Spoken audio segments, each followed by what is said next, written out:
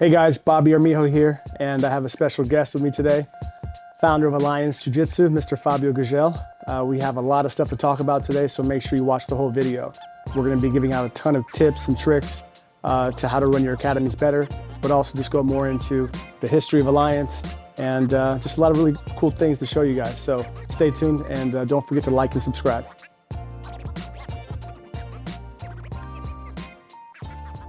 So Fabio, it's something I want to ask of you to explain to our audience today is our relationship. You know, it's funny because I've been obviously a little bit behind the radar, under the radar, behind the scenes here and there.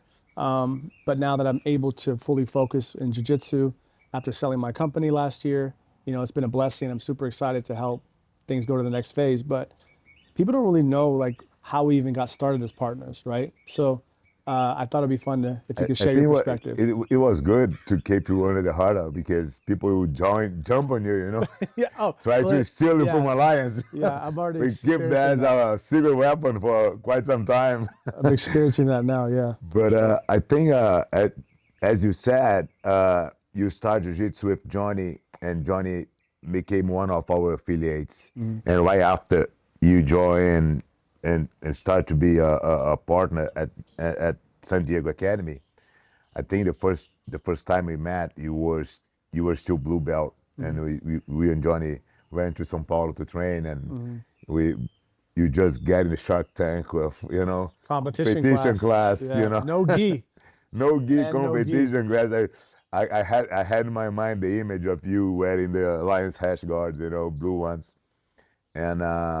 and then we met and we got a small talk, and then we met again in San Diego in one of my seminars, and you already partner, and you were super excited to be part of the gym, and it's Mhm. like, hey, I want to do more, I have this business, and but I really wants to do something in jiu-jitsu.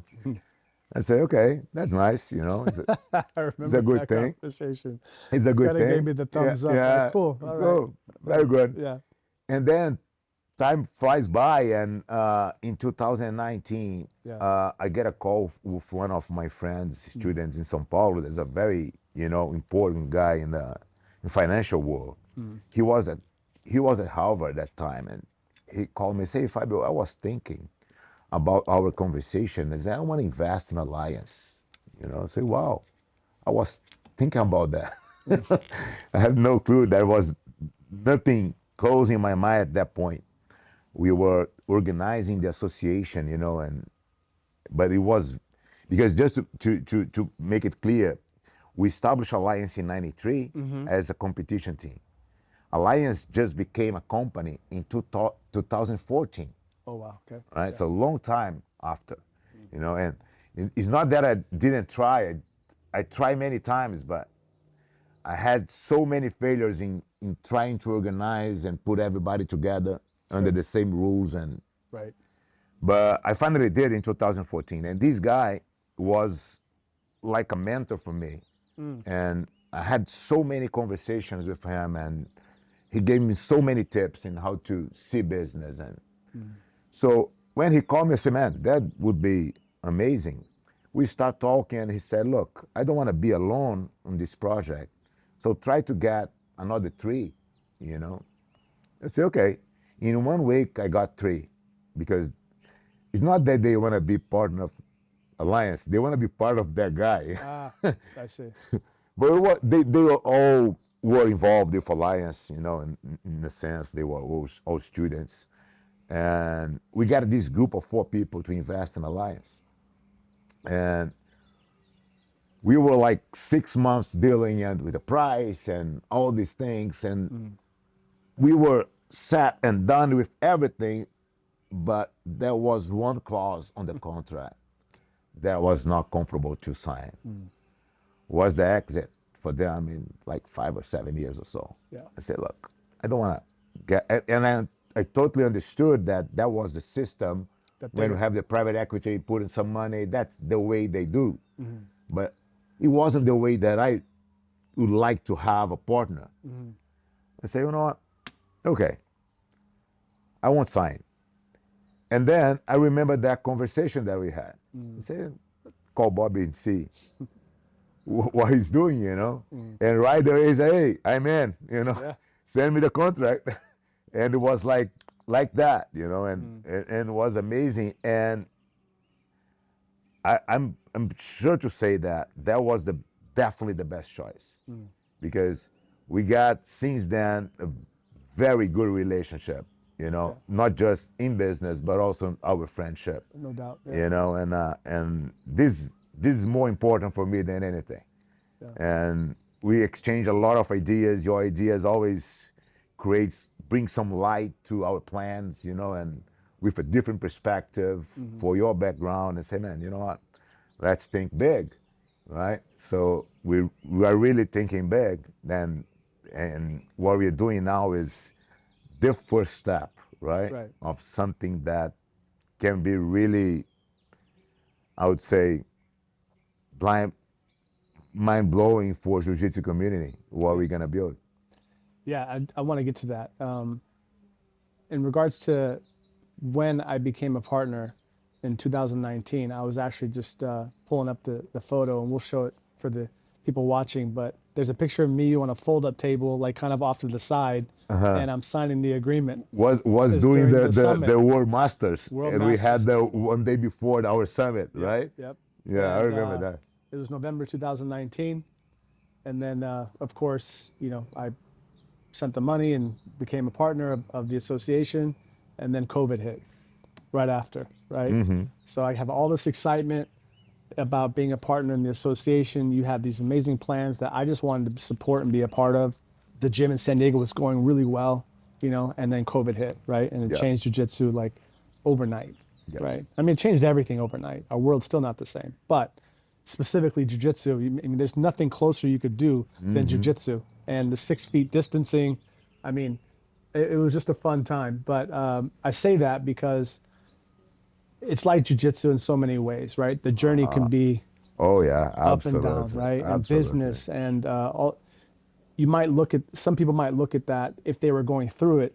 I didn't at the time, but I know people they get discouraged in business is my point, and they have a really great idea, they sign a partnership, and then all of a sudden it runs flat, right? It just goes down right away, and then it's like, damn it, I knew I shouldn't have done that, And the reality is that's just part of life, and so it's Absolutely. not really about again why I talk about jiu-jitsu, but it's not about like the falling down, but it's like, okay, now what do you do? How do you regroup? How do you escape the position?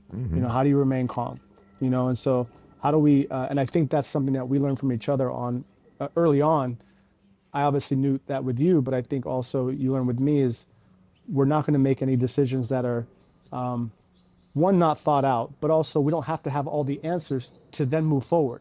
We want to like see what's working and fail forward, right? And so I think that is important to tell people for those that want to open their own gym or hopefully join Alliance, of course. But I think the reality is that on paper things can look great, and then all of a sudden they may not. Oh yeah. So it's about how you respond. As you said, I think that's life, and the analogies that you can do between life and jiu-jitsu are the most amazing thing. So amazing. I Yeah. think the powerful of that is that's how you connect with people Yeah. outside of our world, Right. right? Imagine that in that time we get the money for our partnership and say now we're gonna organize the team, the staff, the office, gonna do the plans, and then the COVID hit, Yeah. and that's so all the plans that we had, like I was planning to pass your guard, Yeah. get the mount, and maybe do something from there, and all of a sudden you are on my back with the hand on my collar, and Yeah. what is supposed to do, Right. right? To learn how to adapt yourself to those situations, Right. and it's not different when you are running your business, you are running your school, you plan something, some strategy, let's say, to a marketing campaign, and then, man, you hit the water. That's nothing. It falls flat. Yeah. Falls flat. And then, you're going to cry or you're going to try something different. Right. You're going to learn from that mistake you made. And that's how people should deal with the problems in general. Yeah. I think we both do that very well. Right. to be honest, because we are doing things. You know, it's not about the result we're gonna collect. We are doing things. Yes. So we are always doing things, and the doers usually collect something good. Right.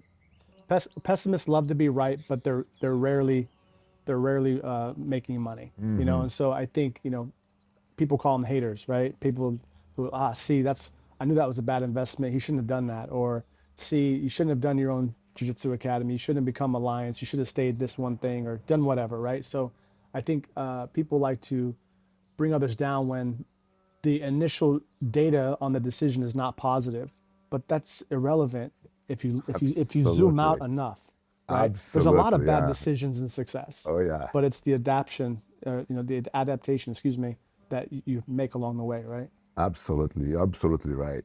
I think that we should keep doing things that we believe is good. But the results something that you can control, Right. right? Who would predict that we're gonna have, COVID, and Yeah. all the academies all over the world will be closed, Right. right? And so you can predict the result. You just need to keep doing your best and try to adapt and find a different way to do your plan. And I don't know anybody that succeed, that draw a plan and the plan was like linear, Yeah. right? Right. It never happened. At least not with the things that we aim to, right? We know that we're gonna have a lot of barriers in the middle, and that's fine, you know. It's a good point, actually, going back to what you said earlier about why instructors or academy owners don't want to put in a methodology in a curriculum because it's hard, right? Yes. The harder the problem to solve, the more valuable it can be, right? And so people don't want to look at data. They don't want to understand their student. They don't want to understand why the academy is failing. They just want to, it's too difficult. Can I give Let you me look at the easy another things. reason for pitfalls of the Yeah, academies? please do. You just mentioned the people don't want to analyze the data, Yeah, right? huge. Yeah, I ask instructors, because it's and hard. I have contact with hundreds, right? Yeah, And say, how many students are losing every month? The most common answer, guess what? none, none. Yeah, No, almost none. yeah. You know, No, only growing. when the guys is humble, they said almost none. So, True. and the fact is, I lose about 30 students every month Right. just in Villa Olympic Academy. Yeah. Another 20 something Jardins. You lose certain amount in San Diego, It's right? almost the exact same. Yeah. So it's basically the same because that's the rate that is acceptable to grow your gym. If I lose 30 students every month and I sell 50 new ones, I'm growing my academy 20 students every month. In 1 year, I'll grow my academy 240 students, That's right. Yeah. right? So that's the math, and that's the importance of you analyzing the data. Oh, but I don't like it. I understand. I don't like either. But the fact is, if you just choose to do what you like, you probably don't move any further, Right. right? Because you're gonna do the class that you like, you're gonna treat people as you like, you're gonna do everything that you like. But that's something that you need to get rid of. You should be with a different mindset. You should do what is important for you to do, no matter what. The problem is if you become addicted to what you like, you're gonna be very hedonistic, I say, and you just do things that create pleasure in you, and that's not life gonna work. No. You need to get the satisfaction of doing things that is hard, because pay attention, every time you do something difficult, you get a reward, the satisfaction. That satisfaction is what happiness means. is one of the components, right? It's not pleasure. Pleasure is like comes and goes, you Yeah, know. whimsy. Yeah, it's whimsical. Yeah. So do the hard things. Yeah, to your point about the data and doing hard things is we don't like it. You and I don't think love the data, right? But you have to almost fall in love with it if you want to be great. And that's the thing is what gets measured gets managed. I think Peter Drucker said it, one of the greatest business minds.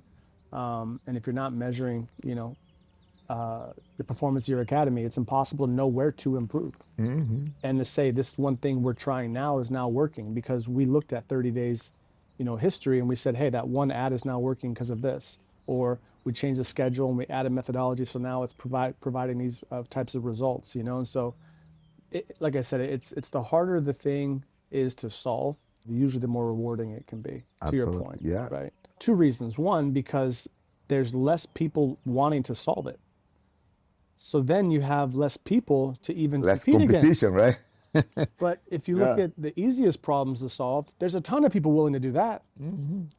But because it gets harder and harder and harder, just like becoming a world champion, like you have been, which is kind of mind-boggling to me with instructors, or I should say gym owners, not drawing that connection enough. Is like because there's fewer people willing to put in the work, there's fewer champions, And I think that it's important to know that is the connection in business too. There's less competition to be great. It's easy to be normal. But you know what? The guys, they are in that comfort zone because they are doing okay, you Yeah. know? So I don't want to analyze the data. I don't need to because, my academy is doing well. I got enough money to live, to have a good life. What they don't see is that there are people moving the bar, raising the bar in terms of quality, I know a few. right? Yeah. And the point is, once that level of quality and is in place, your academy is no longer competitive. Right. So you're gonna start losing the students. It's the same thing, and when you are a competitor, if you don't keep training, it just because you won the last weekend tournament, someone's gonna pass you, Right. right? So that's what's happening in Jiu-Jitsu right now. Academies are raising the bar. You see how many good academies are popping up here and there. Alliance is doing a few that gonna be for wow. The guys are really raising the bar. And how the neighbor gonna compete, Right. right? There is no methodology, there is no structure, there is no people, there is nothing. No amenities. No. Nothing. Yeah. And then they will complain. But we are telling them for a while that Right. these moves is coming. To your point, the idea is that everyone needs to raise up, right? Rising tides lifts all boats, they say. So Absolutely. we are designing our next moves here in the U.S. for exactly that, right? You've already perfected it in Sao Paulo between the two academies. I mean, I've trained there. It was like mind blowing, and now we want to do it here in Huntington Beach. So let's talk about that now. Why Huntington Beach? Why Southern California for our first project? I think California has a very important role in Jiu-Jitsu. I think we got one of the biggest Jiu-Jitsu communities in California. If you compare with, any other place, even in Brazil.